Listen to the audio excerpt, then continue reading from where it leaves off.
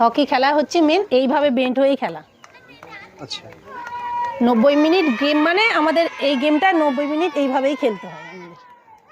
ইনি হলেন রিনু খাতুন। অনেক কষ্টের মধ্যে দিয়ে ন্যাশনাল হকি খেলেছেন এবং পশ্চিমবঙ্গ হকির ক্যাপ্টেন ছিলেন 2016 সালে। অনেক স্বপ্ন নিয়ে নেমেছিলেন হকির মাঠে, কিন্তু সেই স্বপ্ন পূরণ হলো না। তবে সেটি হকি খেলার স্বপ্ন নয়, সেটি খেলার মধ্যে দিয়ে চাকরি করে নিজের অসহায় পরিবারের পাশে দাঁড়াবার স্বপ্ন ছিলেন তেনা। ভেবেছিলেন নিজে প্রতিষ্ঠিত হবেন এবং নতুন প্রজন্মকে অনুপ্রাণিত করবেন, কিন্তু তিনি প্রতিশ্রুতি পেয়েও চাকরি পেলেন না। সল্টলেক স্টেডিয়ামে প্র্যাকটিস হতো, যারা ভালো খেলাধুলা করে। তো আমাদের শুক্রবার আর শনিবার আমার আব্বু নিয়ে যেতেন আমাকে, তো সাইকেল করে ডুমুরজলা স্টেডিয়ামে নিয়ে গিয়ে সাইকেলটা জমা রেখে একজনদের বাড়িতে রেখে, আর আমার আব্বু ওই খুব জোর 100 টাকা হার্ডলি ধরে নিয়ে যেত হাতে, ওইটাই অনেক আমাদের। তো ওই যাওয়া আসা এতটাই খারাপ অবস্থা ছিল। হ্যাঁ, ওই দুজনে যাওয়া আসা খাওয়া 10 টাকা করে, 20 টাকা আব্বু আর আমি খেলাম। তারপর আমরা ওই গাড়ি ভাড়া করে 40 টাকায় যাওয়া আসায় নিয়ে যাওয়ার পর আমাকে ডুমুরজলা স্টেডিয়ামে হাওড়া ডিস্ট্রিক্টের যেমন খেলা হয় ঠিক সেই খেলায় আমি গিয়েছিলাম। তারপর স্কুল থেকে আমি হাওড়া ডিস্ট্রিক্টে ফার্স্ট হয়েছিলাম 100 মিটার। আর তারপর আমাকে ওখানে নিয়ে যাওয়া হয়, আমি খেললাম। খেলার পর আমি 100 মিটার আর 200 মিটার লেভেলে আমি ফার্স্ট হয়েছিলাম।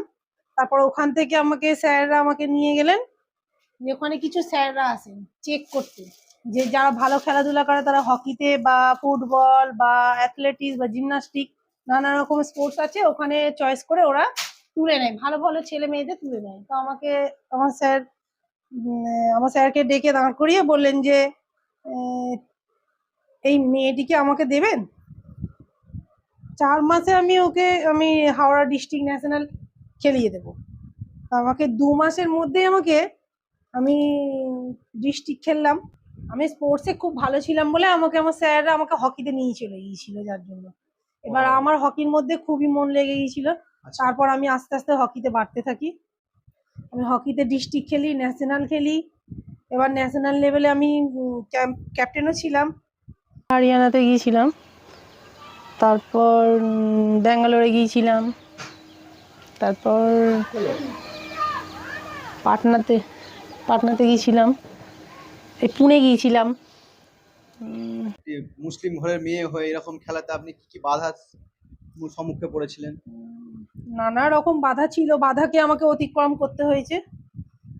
সমস্যায় পড়েছি, অনেক রকম সমস্যায় পড়েছি। হয়তো আমার মাকে বলে দিল যে এই মেয়ে অমুক জায়গায় যাচ্ছে, এই খেলাধুলা করতে দিও না, হ্যাঁ মেয়ে এরকম খেলাধুলা করছে না, মুসলিম ঘরের ছেলে মেয়েরা এরকম খেলাধুলা করে মেয়েরা, তো মেয়েরা খেলাধুলা করে না। মা এসে বলছে যে বাবু খেলতে যেও না, এরকম নানাভাবে লোক আমাদের এরকম লাঞ্ছনা করছে। তো মাকে আমি বলতাম যে মা কারোর কথায় ওটা বসা করতে হবে না, চোখ আছে দেখবে, কান আছে শুনবে, তুমি তোমার মেয়েকে সাপোর্ট করে যাবে। তোমার মেয়ে ভালো, তুমি এটা বুঝে নেবে যে তোমার মেয়ে কোনো খারাপ রাস্তায় যাচ্ছে না, যেটা যাচ্ছে তোমাদের মাথা উঁচু করে চলার রাস্তায় যাচ্ছে। এটাই অনুরোধ মুখ্যমন্ত্রী বা ক্রীড়ামন্ত্রী, আমাকে যদি একটা সরকারি চাকরি ছোটোখাটো হলেও আমাকে যদি একটা দেওয়া হয়। আমার মাও আছে একটা, আমার মাকে আর্থিক সাহায্যও করতে পারি না। আমি এমন পরিস্থিতিতে থাকি যে আমার হাজব্যান্ডেরও সেরকম আর্থিক অবস্থাও ভালো না যে আমি মাকে একটু সাহায্য করি। মা বিছানা থেকে ভালো করে উঠতে পারে না, আর দাদাদের পরিস্থিতিও খুব ভালো নয়।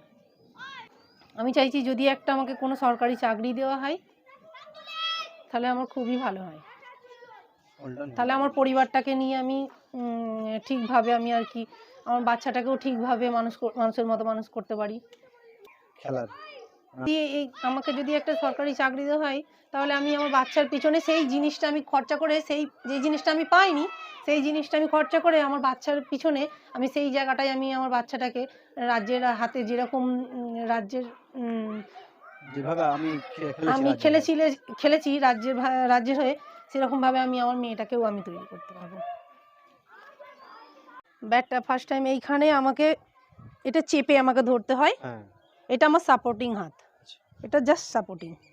আমি রোলার করব তো এইভাবেই রোলার করব, এটা হ্যাঁ। সাপোর্টিং হাত আমার, এটা দিয়ে আমার হাতটা ঘুরবে আর এটা রোল হবে। এতক্ষণ আমাদের সঙ্গে জুড়ে থাকার জন্য অসংখ্য ধন্যবাদ, এবং আপনারা আমাদের সঙ্গে এরকম জুড়ে থাকার জন্য সাবস্ক্রাইব, কমেন্ট, শেয়ার করুন এবং আমাদের পাশে থাকুন। এইরকম প্রতিভা আপনাদের সামনে তুলে ধরতে আমাদের সাহায্য করুন।